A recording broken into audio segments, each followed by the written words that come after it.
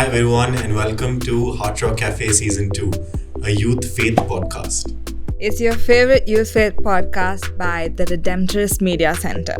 This is a space by young people, for young people, to speak and talk about what matters to young people. That's right. It's that youth podcast where we have heartfelt conversations over the solid rock of faith over a cup of coffee. So I'm Noel and she's the pretty one and I'm not. That's right. And I'm Anastasia, not the charming one, but he is. Yes, and we all welcome you to this podcast. Today, we're going to have a conversation about how young people can be changemakers. And we have with us Jahaan Arora. Welcome, Jahaan. Yes, welcome. So, when we were talking about who is our next guest, Father Sandeep was telling us, oh, it's Jahaan. So, Anna, what did you think when Father Sandeep had asked us and told us about Jahaan? When I saw Jahaan, he looked so young. I thought we'd have a conversation on like sports, so dating and heartbreak. But I was very surprised to hear that Jahaan is actually a young Indian social entrepreneur. And he has already touched the lives of millions and is making a huge impact in his mission. Tell us something about that. It's great to have you here, Jahaan. Thank you so much. Hello, everybody. I'm so excited to be here. And I really love what you guys are doing for the Catholic community because I feel like it's so rare that you get to see this side of our religion where we are actually reaching out to the youth and we're really trying to inspire other people. So, as you asked me, my project is a social movement that I started back in the 8th grade. And, we started off with just a team of 20 of us, on Excel sheets. And it really started because my mom was like, Jahaan, you have been on the phone long enough. You've been playing your video games. Why don't you, go out and do something for the better of anyone else? Mm-hmm. So that's how it really started. And now I'm proud to say that we've, really progressed from where we started off. I'm really excited to discuss it with you here today. Yeah, we are also excited to have you. Yeah. So, Anna had mentioned that you're a social entrepreneur. And that's a big label to have you. Do you go by that, or has others put it on you? Right. So I think that's a really good question. I love the way you framed it as well. So the word social entrepreneur, if I have to be honest, it started when we were applying for different awards to get grants for our projects. We wanted to get funds, and I really found that to be an extremely empowering way to identify a person. And it's not actually the label that was first used on me. We use the labels on our volunteers, right? So Social Creds, which is my time-making platform, was not built to create volunteers. It was built to give children outside exposure to the world and to help them find a path to something they're interested in and make a change in the world, right? So our students, our volunteers are in fact not volunteers. We call them social entrepreneurs because when they create a project, for example, Picture Me, which is where children go and they take pictures of, government school kids or children in childcare homes and frame it to give them a little memory because a lot of kids up until, they're adopted don't have pictures of themselves. That was started by a 10-year-old girl who was actually, just thought, okay, this is such a nice thing for me to do. Why don't I just get my camera out and do it? Right? And she did the logistics with the help of her parents, of course. She did the logistics, she did the planning, and she was able to then, change the lives of so many kids. And the reason we say that's the reason we say social entrepreneur, because not only are you bettering the life of someone else, you're also doing it, all on your own as a project lead. So that's the label. And the reason that we use social entrepreneur, as you asked, is because, we're really building, we like to call them, social businesses, from the ground up. Yeah, that's amazing to hear. So you had mentioned that your mom actually pushed you and wanted you to do something other than just sitting at home. Mm-hmm. So tell me about your family. Who was there at home? Do you have any siblings, or how were they supportive on your journey? Right. So, I have to really thank my mother for almost everything that I've accomplished, because she is the one who started the Adult Time Bank, which is a concept that's not too familiar to India, which is, it's called the gift of time. And in an Adult Time Bank, you would trade hours with somebody. Let's say I mow your lawn, you would then come for an hour, and you would then come to my house and maybe paint my garage or do some other work. And this concept kind of was created by somebody in the US and the UK in the Western world, and we wanted to bring it to India. Now my mom said, why don't you bring that concept to children, and why don't you apply that same logic of tracking the hours spent doing good for someone else and bring it into you bring it to the youth. And because of that, I was given the launch pad to then kickstart Social Creds, right? So as you asked, I have a father and my mom, we and my sister, we all live together, and my sister is the one who started the Picture Me program. I kind of just wanted to plug her in there. But so they're all very supportive. My dad, he comes around, he drives us around all over the place. He calls a lot of his friends saying, my kid is doing this fundraiser, please come and donate something, or at least show up to make it look like there's a crowd. And my entire family is extremely supportive, not to mention my extended family, my grandparents, all of whom have seen what I want to do and really just helped me amplify it. And I feel that's another great thing about being a change maker, as you say, because in the end it takes a village to raise a child, and it also takes a village to create social impact. Well, that's amazing to hear. So you said your mom actually started the training program, right? So your mom had experience in volunteering work and all of that. How did that was she a motivator to you to go about and do your thing? Yeah, that's a great question. So, both my mom and dad actually were in corporate. They would work at Standard Chartered Bank, and my mom would always do these, other social initiatives, right? She would go to schools and she'd give talks, and I would just, see this and I'd be like, wow, she's able to balance, both her, her corporate life as well as her, own passions to, create an impact. And I feel like that type of charitable mindset is something that really pushed me to continue what I do. And she is a big part of everything I do, because she's the one who encouraged me, go to your school, tell the principal, you need to do this project for me and we will make an impact to 100,000 kids, whatever, right? So that's the kind of mentality that I've always been under, which is that if you're going to do something, make it big, make it sustainable. And I'm glad to say that a lot of that has come from my family and the community that I've received, either in church, either at school, or in my community itself. Actually, our first program, our pilot program, was in Adarsh Palm Retreat, which is where I live. So yeah. Okay, so you mentioned that you got a lot of support from your family, but if you look at it from an outsider's point of view, if there is a 14-year-old boy coming to me and they're like, I'm starting this huge project, very often you'll get mistaken as like you're joking, or like this is like a prank that you're playing. So when you first went to start your project, how was the response that came from the person you were seeking help from? Terrible. Alright, I'm not even gonna lie. But that was not because of the people, and I'll have to admit it was because I was just starting out, right? And that's the crutch. You have to make mistakes, right? And so we went and, actually my mom had a contact. She took a bunch of us, 12 or 13 kids, like all super excited. We went to this, person who was doing fundraising, and I distinctly remember we were having a conversation, and they were very sweet. Yeah, okay, fine, great project. But look, we don't want to support something that's so, and I believe he used the word, unpredictable, right? And now that I've been in it for 4 years, I can agree. The work we do is unpredictable because we're using youth.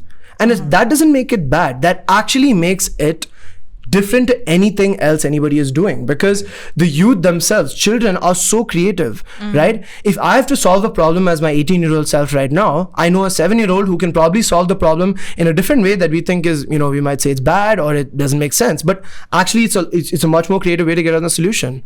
So that's why, initially the response we got wasn't great. And it was not just because, people thought we were just, goofing off, or we just wanted to put something on our college apps. gaps. It was really because we hadn't found our model yet, right? So now when I go in for a pitch, I tell the adults that come in with us, why don't you let the children talk, and the children will inspire, the goodwill of, whoever we want funding from, right? And funding is actually a big part of, whatever we do, because nothing can be done without money. So we should talk about that as well. Yeah. So you spoke about children doing it and them being unpredictable, and I can just we can all actually resonate with that, because most of us don't know what we're doing most of the time. So especially as the youth podcast, if you don't know what to do, just do something. Like Jahaan just started with having the motivation from his mom. Just start something, do something, and then you'll figure yourself out, right? Do you agree with that? Yes, I definitely agree with that. So you mentioned Social Creds, right? And I had read an article about you and a couple of students as well. How do you think it happened that your name got so big that articles were written about you, that, the internet reached me and you reached me through the internet? How does that happen? So, I'm very flattered, I don't know, honestly.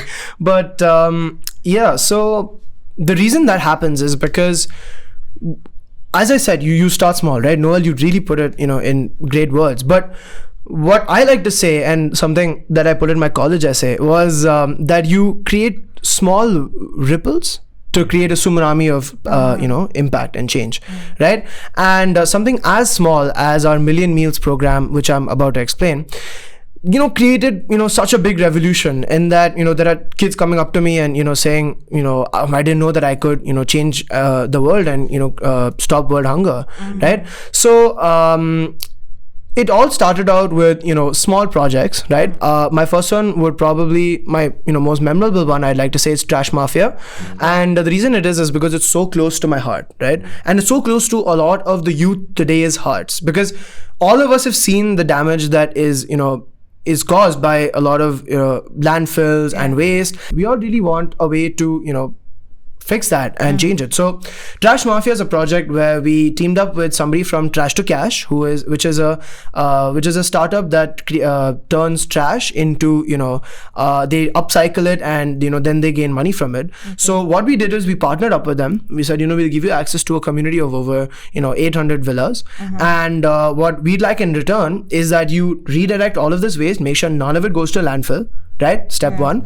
Step two, we use some of the revenue that they created. Obviously, they took how much ever they usually take. We use some of that revenue to then reinvest into the same project, right? So one part is to be sustainable, right? And not just being environmentally sustainable, but to make a project itself sustainable. And one thing that was great about Trash Mafia is that it's quick, it's easy to understand, and I could have 10-year-olds on cycles in front of the truck, because you don't need too many logistical or planning things, maybe except for calling up people saying, "Hi auntie, I'm going to come outside your house and pick up your trash," right? So that's one project, and that's kind of how our whole thing about scaling happened, because we went from just a few villas to a lot, and we went from 1 ton to 10 tons and so on, right? Another program is Million Meals, where it initially started with Sir Optimus International, where they had a project called Fistful of Grains, and what they would do is you take a fistful of rice in your hand like this, you would place it in a bag, and you would do this every day for 30 days until you bring it back to the association, and you ship it out to a childcare home. Right? So that's actually how our Million Meals initiative started. So this is all happening in Bangalore? Yes, this is all in Bangalore. And this first one actually happened at our community. And what we then did was we said, why don't you give us, 500 bags? And they're like, what, 500? Said, yeah, we want to take it to schools. And the first school we did it at was Silver Oaks International School, which is now called One World International School in Whitefield. And it was a very, cute bunch of kids. And, it really always sticks with me, because even the principal was, so sweet and welcoming to me. And what we then did was we decided, we need to scale way more than this, right? This project has a huge impact, and we realized we could also raise funds for the rice rather than having kids put it in. So then what happened was the bag and rice program became an awareness campaign. So that's also another lesson of how something can switch from being your main focus to just something that, something that creates awareness, and then your main focus could be somewhere else, right? So what that then did was we partnered up with a lot of corporates. We looked around, and finally we approached MB, which is a recyclable polymer, company, and we asked, can you please fund 10,000 bags for us, right? And it's a big number. We went by fast after a few schools, but they said, why do we have to fund the bags when we can actually just make them for you?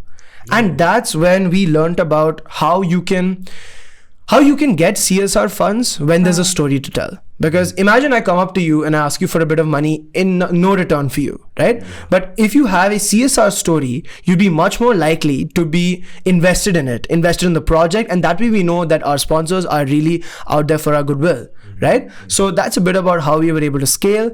And honestly, I'd say our Million Meals project was our main blockbuster, because it's such a simple concept, right? Like you wouldn't think of it, but what it does is it makes a child think about, somebody else doesn't have the same food that I have today, right? And I should, donate that one bit of this thing. It only takes 5 minutes of a day, right? And the other thing is that you reach out to so many kids that eventually you even, you collect up enough rice to actually support the cause, right? And, similarly with the CSR stuff, we also had Print Venue, which were very supportive of Picture Me, as I mentioned before. And they specialize in obviously framing and pictures, and what they did was they actually sponsored 5,000 childhood memories for these kids, right? And why would they do that? Because they're a framing and picture company, right? So then you spoke about many projects. How did it what motivated you to start the meals to the poor kids? Right. So honestly, at first, the Million Meals program was kind of just something that came about, and we said, look, what are the three main things you need as a human, right? You need food, water, shelter, right? Yes. Food was, coming up as one of the most strongly, backed ones by the youth and by people that we asked. So that's why I started it. But it wasn't until the 11th grade that I feel I really had my we like to use a word, we call it my punctuated equilibrium. If you guys want to write a fancy essay out there. So I like that word, because that's really what happened, where I went on a school trip to this place called Snehagram, and it's an HIV positive center for adolescents. And I saw the kids there, and before on the bus we were all sleeping. I was saying, oh my god, they've dragged us to another school trip. They want us, it'll be sickly kids. This is all after you started all the project. Yes, this is after. And you'd be wondering, Jahaan, how come you didn't have this much passion until this experience? And the reason was because when we got there, instead of seeing sickly kids, we were seeing them stretch. Right? They were doing whatever. And we were like, we were supposed to go on a hike. I was like, okay, you guys are getting ready for the hike, is it? Very sweetly talking to them. No, we just ran 10K. Now we'll go on the hike with you guys as a cool down, right? And I found that the zest for life, right? The want to live and prove themselves to the world that, I am much more than you think I am. Right? That is what really put the nail on the head for me, right? I mean, that was a life-changing experience, that one trip. And I really have to thank my school and my CAS coordinator and everyone else, because from that moment on, we actually accelerated that program so much, right? We got, we did our own fundraisers at home where we raised more than, 10-12 lakhs. Then we went to CSR, we got more funds for them. And finally, we, teamed up with a lady called Usha Shetty, who's working for the Azim Premji Foundation. And she actually was able to help us get a grant of 3.4 crores, right? Whoa. For the Sneha Trust Foundation, which is the overarching thing, right? And that was, I think, where, maybe the article might have come out, where that was really, really something that I'm really proud of. And I know, as I said before, it's thanks to the amazing community I have, and it's thanks to everybody around me and the goodwill of other people. So just as long as you have the ambition, you have the the mindset, that it'll all come together. Just for the audience, he's 18 years old. He's not more than that. So both of us, we are in our college. He hasn't even started his college. So listening to him speak and how much ambition he has, how much passion he has about helping others, service, giving service. So I was in DPS. and their motto is service before self. Yeah. But I've never done that. Never done that in a social awareness program. So again, I want to ask you. So when I was in DPS, I never heard about all these, programs that were there. Then how do you find schools, and how do you, want to say that, okay, let's go to this school and, create an awareness? Yeah. So actually we did do a Million Meals program in DPS, but the thing is that that Million Meals is kind of aimed at younger children. So obviously I'm sure you wouldn't have, yeah. But the reason that, we choose a school, or the way that we get to schools, is, I think it's, it's two things. It's two very important things. One will be that we know somebody like, the principal, in international schools, there's something called CAS, which is where you have to do your service and whatever, right? So there's that program. So if we know somebody from there, we'd go to that school.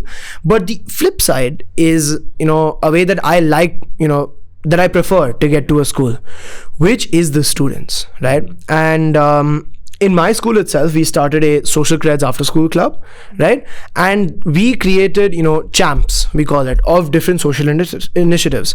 Similarly, in my community, we said, all right, here are the schools around our area. There was Silver Oaks, there was Greenwood, there was Inventure.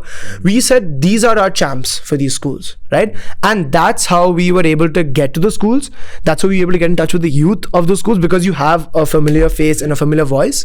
And that's why a lot of our programs were able to, surpass what we expected them to be, because of the volunteers that we had, right? The social entrepreneurship spans far beyond their own projects. They're willing to, just because it's the right thing to do, they're willing to create other projects and, bring other projects to their schools, right? And I think that's about it. Those are our two main reasons. Before I let you go ahead, what is CSR for people like me who have never heard of it? What is that? Yeah, so CSR is, in simple terms, is just a certain percentage of a company's profits that they have to, donate to, a social cause, whether it be, their own one or an NGO. It just has to be verified by, somebody or the other. So that's what CSR is. And feel free to ask any other questions in case I, go off rambling. So this is all corporate countries? Yes, throughout India? Yes, yeah. And it's been a real blessing that this is there, because it's enabled us to help these companies find causes that they are close to. And not only is individual philanthropy something we focus on, it's also these companies that then want to tell their story along with fulfilling this CSR. Yeah. Okay, another question I had, you started at the age of 14. You're 18 now, so that's 4 years, and you've begun so many different projects on your own. But I'm sure that behind the scenes, there were a lot of moments of failure, self-doubt, moments where you doubted your motivation or your mission.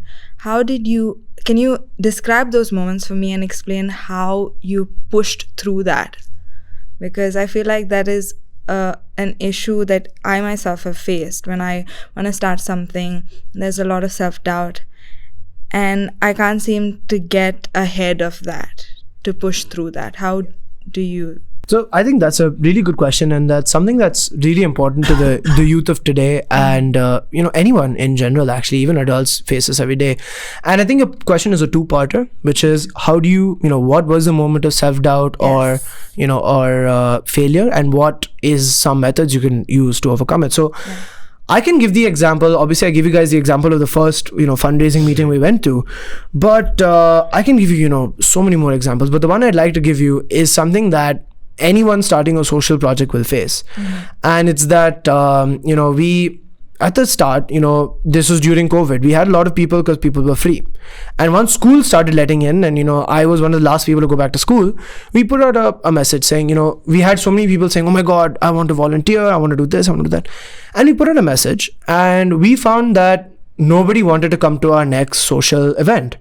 But we had promised somebody else, that okay, we will pack you these Pranapurna bags, which are medical kits for COVID relief. And nobody showed up to that one event. So I was sitting in my garage alone, and nobody showed up. Now that really puts in perspective, the work that you're doing. And obviously it's nobody's fault. It was bad timing. But at that moment, I really felt, I felt terrible, right? I felt that I wanted to make a change and nobody wanted to support me, right? This is initially, around 14 or 15 years old during one of the summers. And now coming to the second part of the question, obviously I felt a lot of self-doubt, but the two people that helped me were both my parents who came outside. My mom came, sat with me, and we just packed the boxes together while listening to some music. And in the end of the day, I think one really, as we talk about the solid rock of faith, another solid rock are your parents and your community, right? Even if no one else is there to support you, they are there, and you can always confide in them, right? So that's one example, and that's a story I really like to tell because it kind of embodies the entire thing about it embodies all of our failures at Social Creds, right? And it shows that this was a simple one. We could have put the message out a week earlier, but this kind of shows how you can overcome a failure, right? And once you do that, you'll never face that again, right? Or even if you do, you'll know how to handle it when the time comes, right? Another example is not so much one about self-doubt or anything, but I went up to my school, right? My own school, and at the start we had not too many volunteers. We didn't really have a plan in place, right? And we begged and begged. We said, please, we want an after-school program, right? Because this is something that we're really passionate about. And I reached out to all of my teachers, I had a co-founder called Sanjana who was in the 11th grade when I was in the 8th at the time that we started. And we both reached out to all of our teachers, and all of them came back and said, I'm sorry, we cannot host your Social Creds thing because we have our other commitments, right? And at that moment I just left it. I just left the topic. I said, okay, fine, I don't want a social after school program anyways. Later the next year, again the exact same thing happened where a lot of teachers said no. I had grown so much in that 1 year that I picked myself up. I said, okay, you know what? It's fine if it doesn't work. I went straight to the deputy principal, who was a really big supporter of mine, and I said, sir, nobody else is free. Would you please mind saying you're sponsoring this after school? And he said, I have 3 other after school projects, but okay, fine, I'll do it. And that's how we were able to start in my own school, right? And at that time I really didn't get it. I said, how are we starting in every single other school and so many different other international schools? Why can't I start in my own school? And I saw that it was because of the approach that I took, right? In the other schools I don't know anybody, and I'm not too comfortable, so I'd always push a lot harder than I would at my own school, right? And this is a story about how you can carry yourself to be the person that you want to be, right? Even if you think you can't do it, you just got to put that that voice outside of your head and just go ahead. So that's something I think helps a lot with dealing with self-doubt. That makes sense. We usually don't know what approach to take, and when one failure comes, then you stop yourself. You just go into a bubble, you go into a shell, and you don't. So what made you want to go to the deputy principal and ask again and again? Because all your teachers, your senior teachers, they said no. What made you? What was your push? You wanted to do something, right? What was that one thing that one thing is actually a myriad of failures in the past 1 year, right? When the year that we first applied and the year that I actually got the after school project, I learned how to fail, right? And this is something that I want anybody or everybody trying to do anything in life. Does not have to be social impact, does not have to be anything. Anything you do, there will always be failures at the beginning, right? They say experts always failed on their first try, right? And that's how you move forward in life. So I'd say failure is a big part of getting to success. And I know it's generic, and your parents will also tell you this when you get B on your exam, but it's really the truth. Yeah. That's good. Other than your parents, who else was the support system that you had, even through your failures, even through your success? Or was there any, a time where someone betrayed you? They said, okay, they would do this, but they didn't. I don't use the word betrayed, of course, but yes, people have their own commitments, and they might not prioritize social work or a project that they started, right? There are many times people have come to my mom and said, wow, your son has, done so much. Can, my child also do the same? And a lot of the time, they find it's very difficult because they're not able to prioritize, putting, service in front of all the other work you have to do. Like, I will be honest, it was quite a time crunch, right, to run all these projects along with my schoolwork. Now, that all boils down to who is around you and the type of people you're with, right? I am extremely blessed to have a great set of friends, community, who all would pitch in at, if I ever asked, I had, friends who I would just call, they'd be sleeping and I'd be like, bro, please, can you just come to this fundraiser and stand at the front desk, right? Just to sign people in, right? Just so I know how many people came. And they'd always be ready to do it. Can you come and run this? We had an Independence Day run where we made people run in lungis and saris, right? And my friends were more than happy to do it. And that's something that's so great about starting a social initiative. You realize who is with you and who maybe isn't, right? And it's so nice to have that sense of community, and by God's grace I've been able to come up with people who can support me. I'll just backtrack a little. You've been name dropping a lot of people. Shashati, how do you get the confidence to go in front of a corporate leader like that and push your agenda on them, right? Right. So I think you could probably tackle this with 3 different perspectives, right? Okay. The first one is something that I talked about before, which is the story, right? Yeah. Ms. Usha Shetty's foundation at the time was extremely set on helping children, right? And I had just given them, a whole foundation that's built around helping children, right? And that's the story that they wanted to tell. And because of that, they then, provided the funds. Similarly, with all of our other CSR projects, there's always been a sort of connection that person has had to that cause, right? And that is something that has also allowed them to connect to me, right? So I think that's the first one, and that might be the first thing that I think of before I go into any of these. But the second thing is just to say, put any voices outside of your head saying that you can't do it. And, because a lot of these people are, people that I know from friends, from, my mom's connections, from schools as well, right? You just have to put aside your own personal doubts, your own beliefs that, oh, this is stupid, I'm like embarrassing myself. And you just have to go for it. Because at the end of the day, even they want to do something, they're not people who don't want to do something for you, right? They also want to provide a service. They also want to, give back to the community, because in the end, it's our great mission, right? So those are the 2 things that I would really focus on, which is the fact that these people. You just, even if you don't, you pretend like these people, right? That they are the same as you, because you're usually talking to CSR people, right? You're not going to talk to a CEO who doesn't care enough, right? You're talking to people who really care, and even sometimes even the CEOs would care, and then you get to talk to them, and that's great, right? So I think those are some of the ways that I'm able to approach. Okay, so Jahaan, you had mentioned it's all because of God's grace.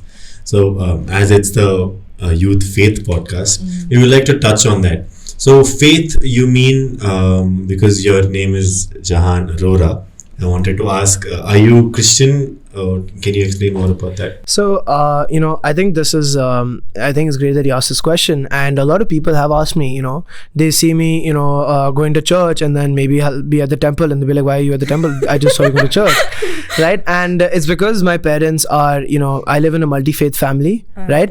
You walk into my house, you see, a picture of the Pope. I went to Italy and I saw the Pope, so we took pictures. And on the Pope's head, you'll see a tika, because my dadi came and said, we have to bless anyone who represents God. And similarly, you walk up to my desk, and there's Hanumanji with a rosary wrapped around him, right? So I really live in a multi-faith home, right? And I think that's something that has really inspired me to be the person that I am today, and change the lives of people who might be confused themselves about where they are.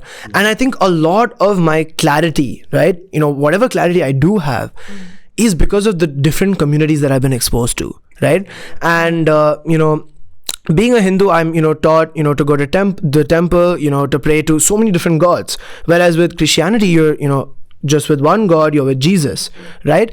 And in the end, I find that it's more about community, right, than anything. And God as a concept unites everybody, in his own personal way, right? And I really like to believe that the church has such a great community, because I still remember I was going for my confirmation classes right after communion, and it was like literally like this, because I had so many exams. I had to do my communion and then my confirmation immediately after, right? And because of that, I really got to meet people who were so nice to me about it, because they knew that I was having a tough time keeping up, studying up, for the final ceremony. And I really found a sense of community in the church, and that's why a lot of the work that we do is based on helping priests or fathers with their orphanages. And I'd really like to say that a bulk of the childcare homes and centers are run by Christians, right? And it's that solid rock of faith. I really love this word, right? It's that solid rock of faith in anything, right, that keeps a person afloat and keeps a person going. And whether it's Snehagram, which is run by Father Sunil and Father Baby, or even Dream India Network, which is a network of children who are placed in homes. They are all orphans, and it's all run by people who have a common faith, a common belief, and a common goal, right? And I think that faith is really a huge part of whatever I do, right? And anyone else starting, right, I mean, you don't have to be a Catholic or a Hindu or anything, right? You just have to have faith in something. And I think that's what religion really is. It's just having a faith and doing the greater good. That's amazing, man. So like you said, it's because that you have a community, and there are people around you that resonate different things.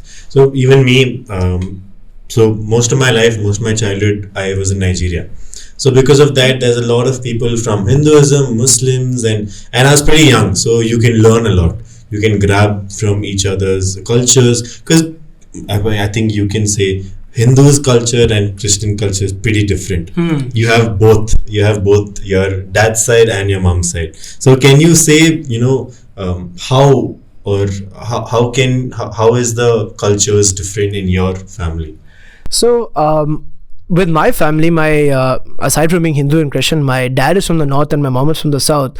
So less than religion, there's more fights about what are we having for dinner? Are we having chapati and this, or having prawn curry and pork buffet or whatever, right? But the way that the way that you draw things from different influences in your life is what defines you as a person. And I think that both religions have their that idea of just doing something to help another person, and that's something that I've really grasped and I'm really passionate about, because especially with the Redemptorists, that the Redemptorist media and everything, you guys are here to preach the word of God, right? Similarly, in Hinduism, there are people who go and preach the word of their God, or so it's all about doing what you believe in and doing it with a passion and integrity that you hold on to for your life. So I think that's what I can say. That's the main few things that I've grasped from both my sides of the family. Difficulty because they were both religions at home.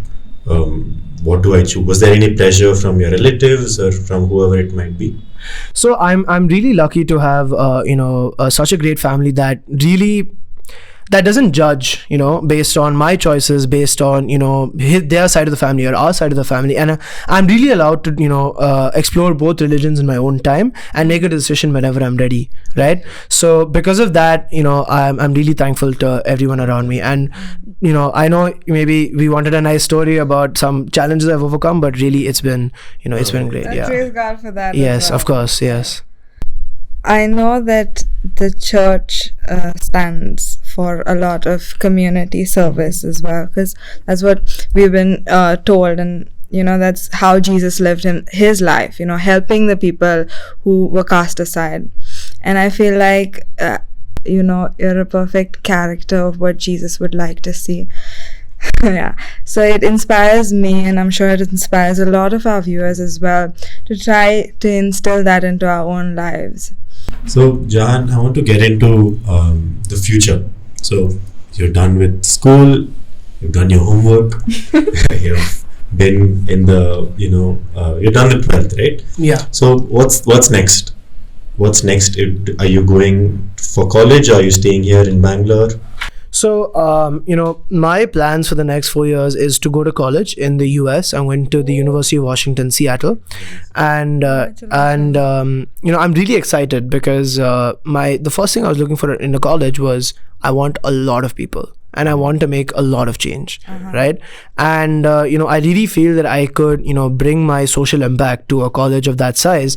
And, maybe then I'll be able to expand it to somewhere further than it's already been today, right? For now, we have 12,000 users on our platform. We could build that up to the 40,000 kids at UW, right? And it all comes down to just, how much I really want to do it. And I'm hoping that, I'll have the time and motivation to just continue this on, because a lot of projects that are started in the 8th grade, kind of fizzle out by your 12th with all your exams and everything, right?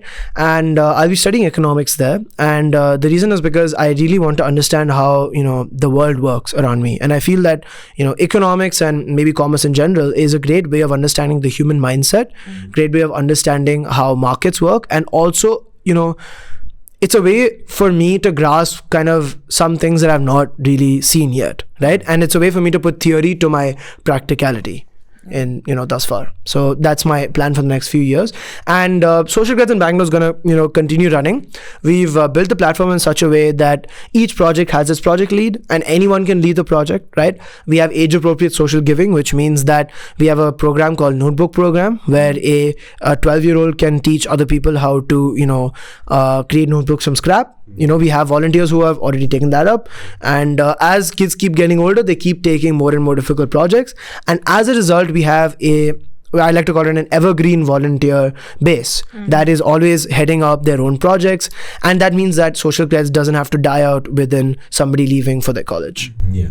So another question that popped up in my mind was, so you said that, in 1 year, there's so much happening.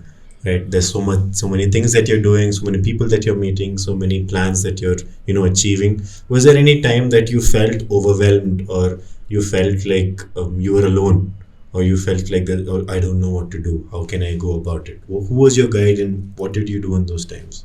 So a lot of the time, it would be a hard decision between a Social Creds fundraiser or studying for tomorrow's exam.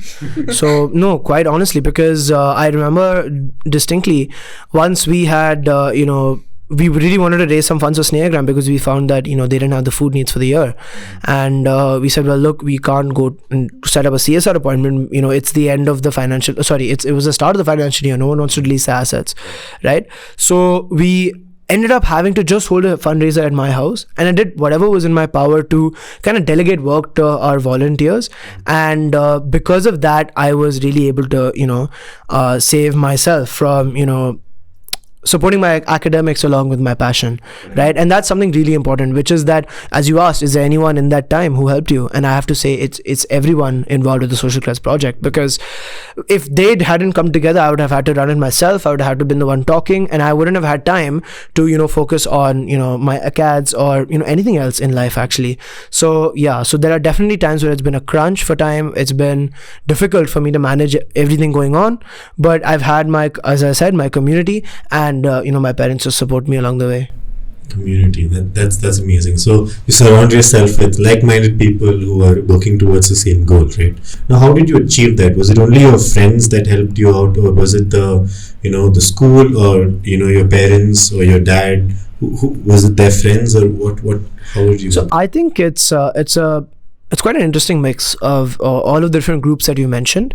A lot of it comes from my friends, as you said, but a lot of the times your friends are the ones who are also studying for the 12th grade exams, and your project might not be as important to them as their own or their studies.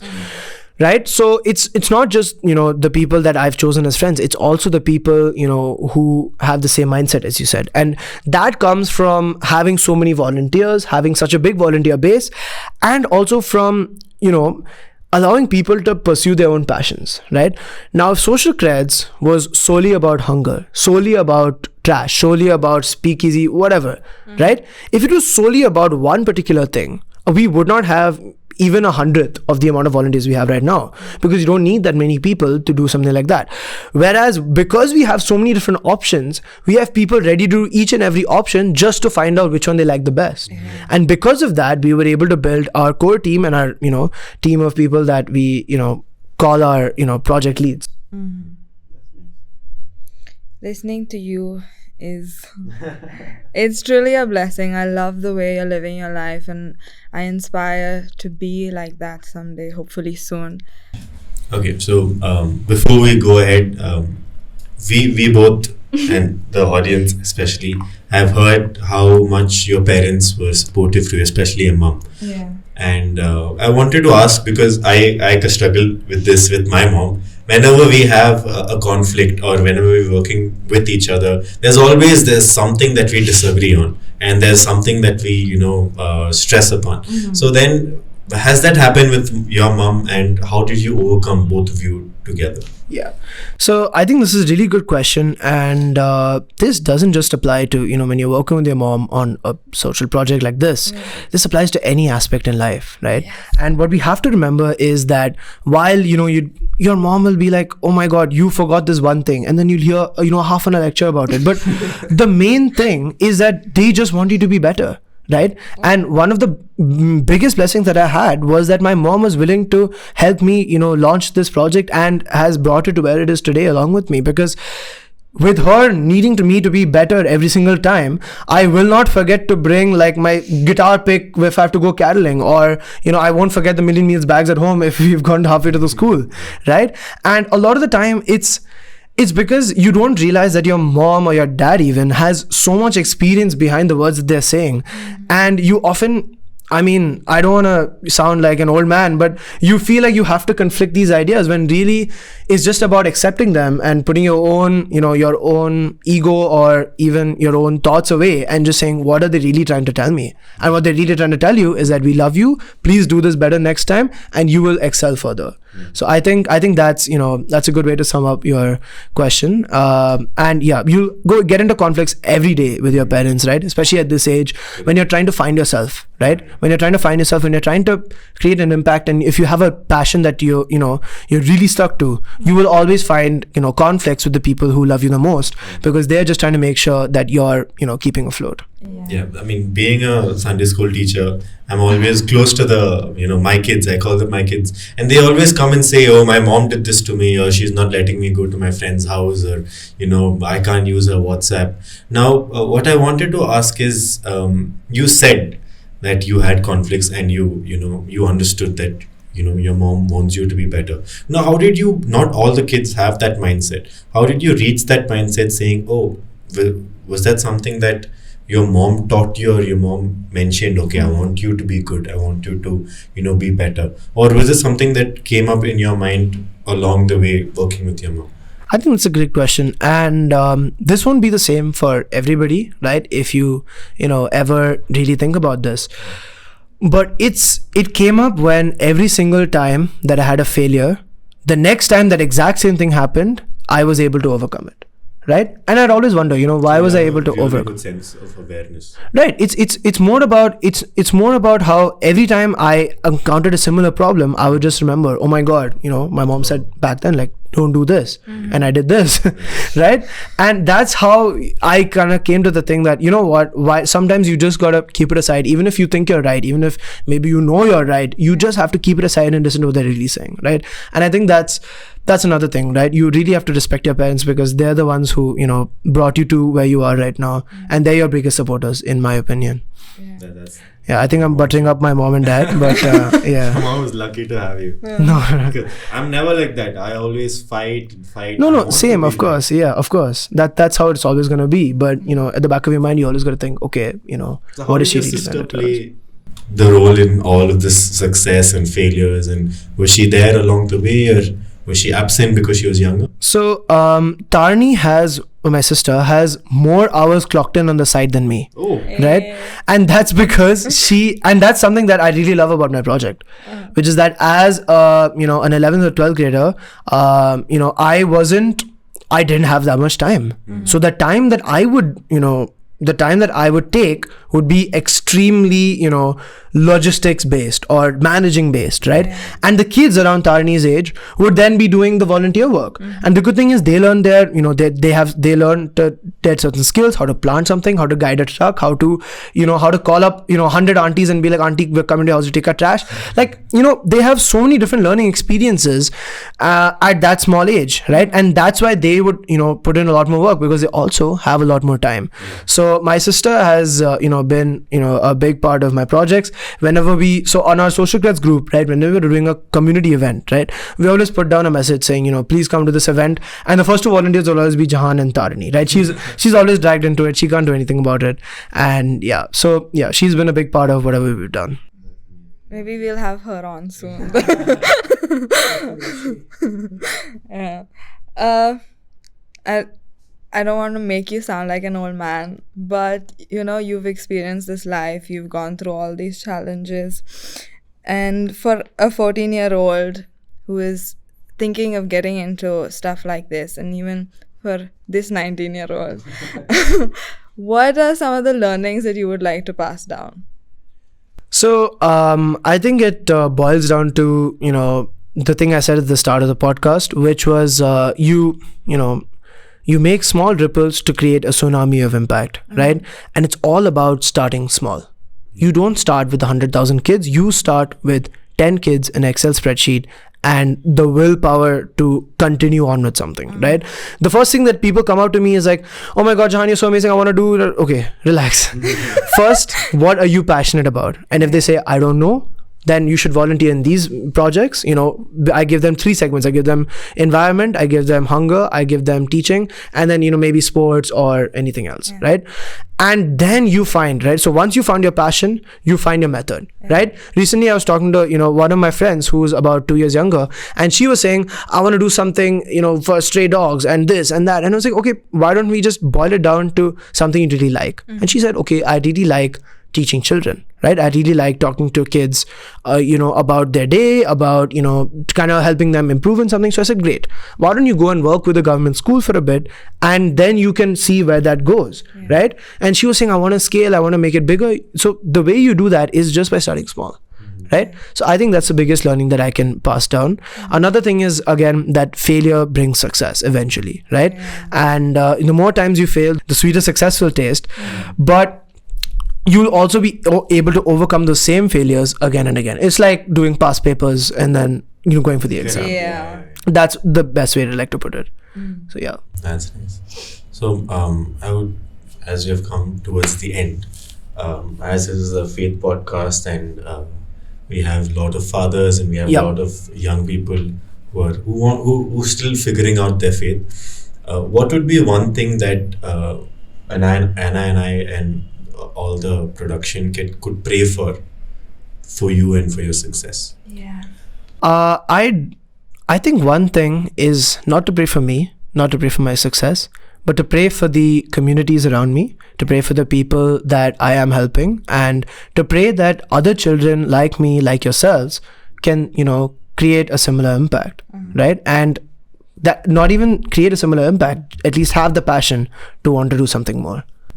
So what's next?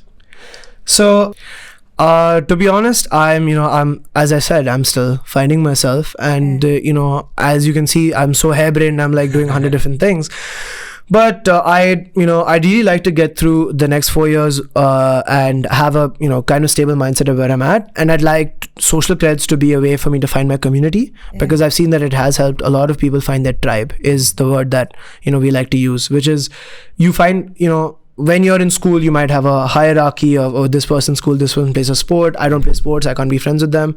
But when you boils down to social work, you're all at the same level, right? You're all doing something for the greater good, and that's where you're able to find your tribe, right? So I really hope that Social Creds allows me to find my community, and allows anyone else watching to find a passion for themselves and start something of their own, right? And in the next 4 years, I hope that I'll be able to say, yes, I've made an impact, and yes, I know where I'm at in my life and what I want to do. I know you said not to pray for you, but I feel like that's very important going forward, especially since you're moving out of your home and out of this community that you've built. Jahaan, regarding the community you've built, huge one, I must say. What do you think is the best way, or how do you think is the best way for us to stick ourselves in? Right. So I think the best way is literally just to, log on to our website, which we'll provide down here, and go to my projects page, scroll through the projects. You will find, at least something that you're passionate about in there, right? And if you don't, please create an account and launch a program, because that is how we started Social Creds, and that's what we want from people. So yeah, so www.socialcreds.in, and my email also that we'll provide down here, I'm sure. Yeah. And that's just the best way you can get in touch with me. I love talking to new volunteers, because I'm always like, oh my god, someone else to make them do work. Right? No, but it's always about allowing and enabling other people to be change makers in their own way. So yeah, those are the two main ways, I'd say. I know you've mentioned that, the community that you've built requires your prayers. But, prayers are not limited to just the community. And since you're moving out of, home and going to the University of Washington, Noel, would you like to lead us in prayer? Sure, yeah. In the name of the Father, Son, and the Holy Spirit. Amen. Lord, Heavenly Father, we invite your presence into this place, into this podcast. Lord, in a special way, bless Jahaan Arora, who is here as a special guest, and bless Anna and I and all the production, Lord. Lord Jesus, we bring all his intentions into your feet, all the projects that he is involved with, every plan that he has in his mind, and especially him going to US for his higher studies, Lord. Give him the strength, the knowledge, the courage to do whatever that is your will, Lord Almighty Father. Lord, we pray that you may speak a blessing upon him, and that your presence may always guide him and be there with him, and give him peace, joy, and happiness, Lord. Lord, we surrender all the works that is going on in Bangalore, and wherever they want to expand, Lord, may your will be done, and may your protection always be there with them, Lord. Send your guardian angels upon them and guide them. In your name we pray. Amen. In the name of the Father, and of the Son, and of the Holy Spirit. Peace of Christ, Jahaan. It was great having you with us, and I'm looking forward to all the work that you have. Of course. Yeah. I'm Noel, the charming one. And I'm Anna, the pretty one, signing off for the first episode of Heart Rock Café Season 2. Where we have heartfelt conversation on the solid rock of faith over a cup of coffee. Cheers.